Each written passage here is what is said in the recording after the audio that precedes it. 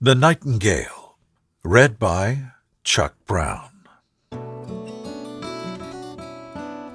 In China, the emperor is Chinese, and all the people around him are Chinese too. This story happened many years ago, but that's exactly why you should hear it now, before it's forgotten. The emperor's palace was the most magnificent in the world. It was made entirely of fine porcelain, so precious and fragile that you had to be extremely careful when touching anything. In the garden grew the most wonderful flowers, and the most beautiful ones had little silver bells tied to them that tinkled so you wouldn't walk by without noticing them. Yes, everything in the emperor's garden was very well thought out. The garden stretched so far that even the gardener didn't know where it ended. If you kept walking, you came to a splendid forest with tall trees and deep lakes. The forest went all the way down to the sea, which was blue and deep. Large ships could sail right under the branches of the trees, and in these trees lived a nightingale that sang so beautifully that even the poor fisherman, who had so many other things to worry about, would stop and listen when he went out at night to cast his nets. "Oh, how beautiful," he would say. But then he had to attend to his work and would forget the bird. Yet the next night, when the bird sang again and the fisherman came out, he would say the same thing. "Oh, how beautiful!" From all the countries of the world, travelers came to the emperor's city and admired it. They admired the palace and the garden, but when they heard the nightingale, they all sang, "But this is the best of all." When the travelers returned home, they told everyone about their trip. Scholars wrote many books about the city, the palace, and the garden. But they didn't forget the nightingale. They placed it above everything else. Those who could write poetry wrote the most beautiful poems, all about the nightingale in the forest by the deep sea. These books traveled around the world, and some of them eventually reached the emperor. He sat in his golden chair, reading and reading. Every moment he nodded his head with pleasure at the magnificent descriptions of his city, his palace, and his garden. "But the nightingale is the best of all," he read. "What's this?" said the emperor. "The nightingale? I don't know anything about it. Is there such a bird in my empire, and even in my own garden? I've never heard of it. I have to learn about this from books." So he called his chamberlain, who was so distinguished that when anyone of lower rank dared to speak to him or ask him a question, he only answered, "P," and that didn't mean anything at all. "There's supposed to be a very remarkable bird here called a nightingale," said the emperor. "They say it's the best thing in my entire empire. Why has no one ever told me about it?" "I've never heard it mentioned before," said the chamberlain. "It has never been presented at court." "I wanted to come here this evening and sing for me," said the emperor. "The whole world knows what I have, except me." "I've never heard it mentioned before," said the chamberlain. "I'll look for it. I'll find it." But where was it to be found? The chamberlain ran up and down all the staircases, through halls and corridors. None of the people he met had ever heard of the nightingale. So the chamberlain ran back to the emperor and said it must be a story made up by those who write books. "Your Imperial Majesty shouldn't believe everything that's written. It's fiction, something called black magic." "But the book I read this in," said the emperor, "was sent to me by the mighty emperor of Japan, so it can't be untrue. I want to hear the nightingale. It must be here this evening. It has my highest favor, and if it doesn't come, I'll have the whole court punched in the stomach after they've eaten dinner." "Tsing Pi," said the chamberlain, And again he ran up and down all the staircases and through all the halls and corridors. Half the court ran with him, because none of them wanted to be punched in the stomach. They asked and asked about this remarkable nightingale that the whole world knew about, except the people at court. Finally, they found a poor little girl in the kitchen. She said, "Oh my, the nightingale? I know it well. Oh, how it can sing! Every evening I'm allowed to take some leftover food home to my poor sick mother. She lives down by the shore. When I'm walking back and get tired, I rest in the forest, and then I hear the nightingale sing. It brings tears to my eyes. It's as if my mother were kissing me." "Little kitchen girl," said the chamberlain, "I'll get you a permanent position in the kitchen and permission to watch the emperor eat, if you can lead us to the nightingale. It's commanded to appear at court tonight." So they all went out to the forest where the nightingale usually sang. Half the court went along. As they were walking at their best pace, a cow began to moo. "Oh," said the court pages, "now we have it. What remarkable power for such a small creature! I'm sure I've heard it before." "No, that's the cows mooing," said the little girl. "We're still far from the place." Now the frogs began to croak in the marsh. "Beautiful," said the Chinese palace chaplain. "Now I hear it. It sounds like little church bells." "No, those are frogs," said the little kitchen girl. "But now I think we'll hear it soon." Then the nightingale began to sing. "There it is," said the little girl. "Listen, listen, and there it sits."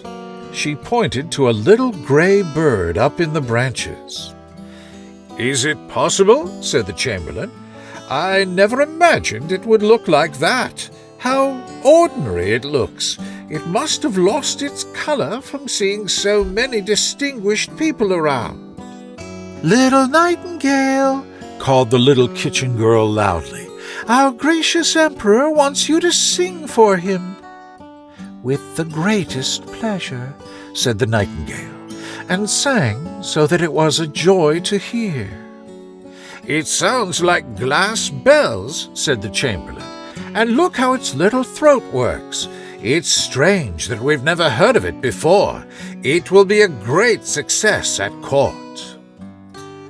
"Should I sing again for the emperor?" asked the nightingale, thinking the emperor was there. "My excellent little nightingale," said the chamberlain, "I have the great honor to invite you to a court party this evening, where you will charm His Imperial Majesty with your delightful song." "It sounds best in the open air," said the nightingale, but it came along willingly when it heard that the emperor wanted it. At the palace, everything was polished up. The walls and floors, which were made of porcelain, shone from the light of thousands of golden lamps. The most beautiful flowers, the ones with the bells, were placed in the hallways. There was such running and rushing that all the bells rang, so you couldn't hear yourself speak. In the middle of the great hall where the emperor sat, a golden perch had been placed for the nightingale to sit on.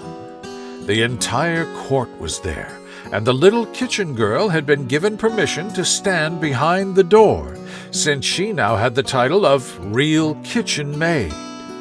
Everyone was dressed in their finest clothes, and they all looked at the little gray bird as the emperor nodded to it. And the nightingale sang so beautifully that tears came to the emperor's eyes and rolled down his cheeks. Then the nightingale sang even more sweetly. It went straight to his heart. The emperor was so pleased that he said the nightingale should have his golden slipper to wear around its neck. But the nightingale declined with thanks. It had already been rewarded enough. "I have seen tears in the emperor's eyes. That is the richest treasure for me. An emperor's tears have a wonderful power. God knows I'm rewarded enough." And then it sang again with a sweet, lovely voice. "That is the most charming flirtation I know," said the ladies around, and they put water in their mouths to gurgle when anyone spoke to them, thinking they were nightingales too. Even the footmen and maids let it be known that they were also satisfied, and that's saying something, because they're the hardest to please. Yes, the nightingale was truly a success. It was now to stay at court and have its own cage, with freedom to go out twice during the day and once at night. It was given 12 servants, each holding tightly to a silk ribbon tied around its leg. There was absolutely no pleasure in such an outing. The whole city talked about the remarkable bird. When two people met, one said only "night," and the other said "gale," and then they sighed and understood each other. 11 shopkeepers' children were named after it, but not one of them could sing a note. One day, a large package arrived for the emperor. On the outside was written, "Nightingale." "Here's a new book about our famous bird," said the emperor. But it wasn't a book.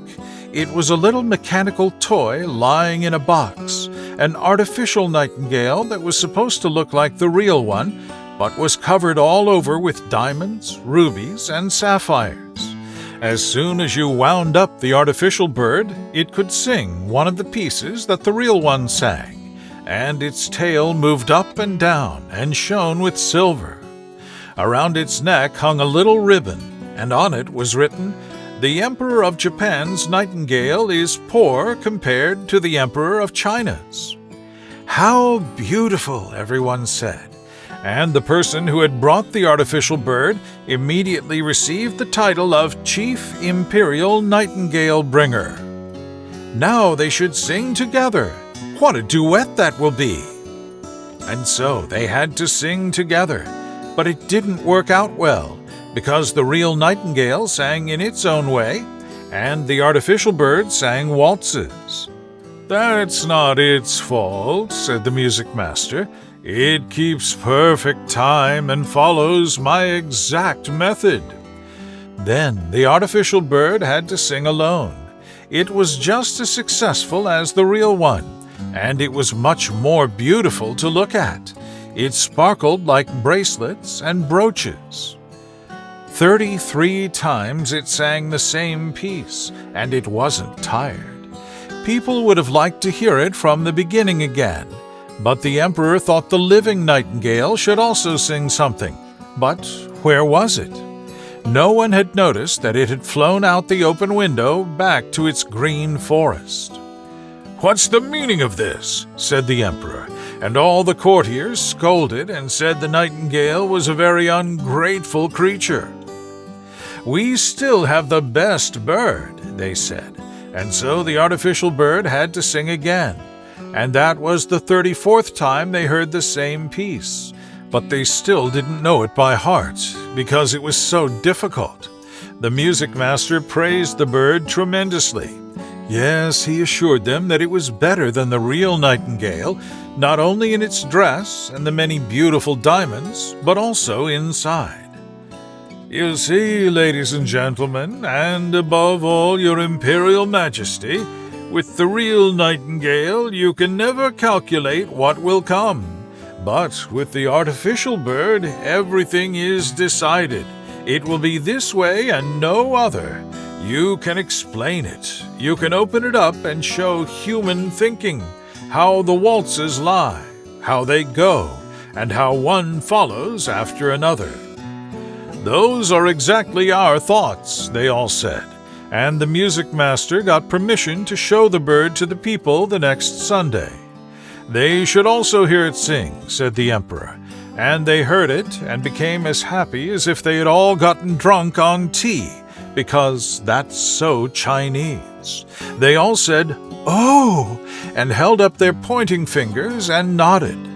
But the poor fisherman, who had heard the real nightingale, said, "It sounds pretty enough, and it's similar too, but something's missing. I don't know what. The real nightingale was banished from the country and empire. The artificial bird had its place on a silk cushion close to the emperor's bed. All the gifts it had received, gold and precious stones, lay around it. In title, it had risen to High Imperial Bedside Table Singer, and in rank to number 1 on the left side, for the emperor considered the side where the heart sits to be the most distinguished, and the heart sits on the left, even in an emperor. The music master wrote a work of 25 volumes about the artificial bird. It was very learned and very long, with the most difficult Chinese words. All the people said they had read it and understood it, because otherwise they would have been considered stupid and would have been punched in their stomachs. This went on for a whole year. The emperor, the court, and all the other Chinese knew every little trill in the artificial bird's song by heart, but they liked it exactly for that reason. They could sing along with it, and they did. The street children sang "Zee, zee, zee, cluck, cluck, cluck," and the emperor sang it too. Yes, it was certainly lovely. But one evening, when the artificial bird was singing its best, and the emperor lay in bed listening to it, something went crack inside the bird. Whirr went all the wheels, and then the music stopped. The emperor jumped out of bed and had his personal physician called. But what could he do? Then they got the watchmaker, and after much talking and examining, he got the bird somewhat repaired. But he said it had to be used very sparingly, because the gears were so worn out, and it was impossible to put in new ones that would make the music go properly. There was great sadness. Only once a year did they let the artificial bird sing, and that was almost too much. But then the music master made a little speech with difficult words and said it was just as good as before, and then it was just as good as before. 5 years passed, and then a real sorrow came over the whole country. The Chinese were really fond of their emperor, and now he was sick and couldn't live much longer, they said. A new emperor had already been chosen, and people stood out in the street and asked the chamberlain how their emperor was doing. "Pee," he said, and shook his head. Cold and pale, the emperor lay in his large, magnificent bed. The whole court thought he was dead, and they all ran to greet the new emperor. The servants ran out to talk about it, and the palace maids had a big coffee party. Cloth had been laid in all the halls and corridors so you couldn't hear footsteps, and therefore it was so quiet, so quiet. But the emperor wasn't dead yet. Stiff and pale he lay in the magnificent bed with the long velvet curtains and heavy gold tassels. High up, a window stood open, and the moon shone in on the emperor and the artificial bird. The poor emperor could hardly breathe. It was as if something was sitting on his chest. He opened his eyes, and then he saw that it was Death sitting on his chest, and had put on his golden crown, and held in one hand the emperor's golden sword, and in the other his beautiful banner. All around, from the folds of the great velvet bed curtains, strange heads peered out. Some were very ugly, others quite lovely and mild. These were all the emperor's bad and good deeds, looking at him now that death sat on his heart. "Do you remember this?" whispered one after the other. "Do you remember that?" And then they told him so much that the sweat poured from his forehead. "I never knew that," said the emperor. "Music, music, the great Chinese drum," he shouted, "so I don't have to hear everything they're saying." But they continued, and Death nodded like a Chinese person at everything that was said. "Music, music," cried the emperor. "You blessed little golden bird, sing, sing. I've given you gold and precious things. I've hung my golden slipper around your neck with my own hands. Sing now, sing!" But the bird stood still. There was no one to wind it up, and so it couldn't sing. But Death continued to stare at the emperor with his great empty eye sockets, and it was so quiet, so terrifyingly quiet. Then suddenly, right by the window, the most beautiful song rang out. It was the little living nightingale sitting on a branch outside. It had heard of the emperor's distress and had come to sing comfort and hope to him. As it sang, the ghostly figures became paler and paler.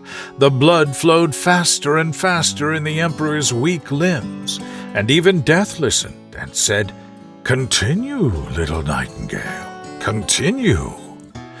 Yes, if you give me the beautiful golden sword.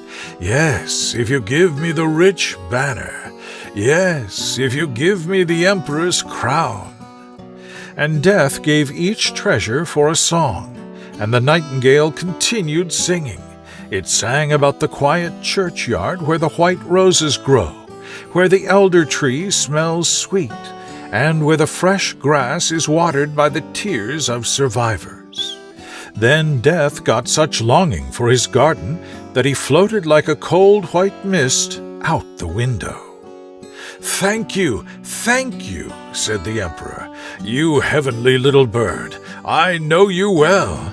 I banished you from my country and empire, and yet you've sung away the evil visions from my bed and driven death from my heart. How can I reward you?"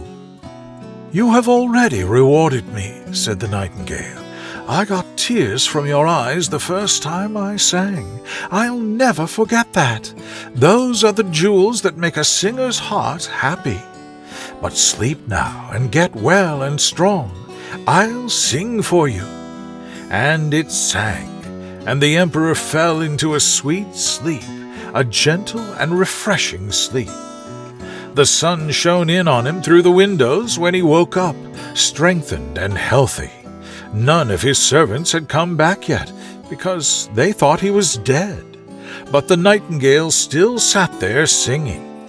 "You must always stay with me," said the emperor. "You'll only sing when you want to, and I'll break the artificial bird into 1,000 pieces." "Don't do that," said the nightingale. "It did good for as long as it could. Keep it as before. I can't build my nest and live in the palace, but let me come when I feel like it. Then I'll sit in the evening on the branch by the window and sing for you, so I can make you happy and thoughtful too. I'll sing about those who are happy and about those who suffer. I'll sing about the good and evil that's hidden around you. The little songbird flies far around, to the poor fisherman, to the farmer's roof, to everyone who is far from you and your court. I love your heart more than your crown, and yet the crown has a scent of something holy about it. I'll come, I'll sing for you, but one thing you must promise me." "Everything," said the emperor, standing there in his imperial robes that he had put on himself and holding the heavy golden sword against his heart. "One thing I ask of you. Tell no one that you have a little bird that tells you everything. Then things will go even better." And then the nightingale flew away. The servants came in to look at their dead emperor. Yes, there they stood. And the emperor said, "Good morning." The end.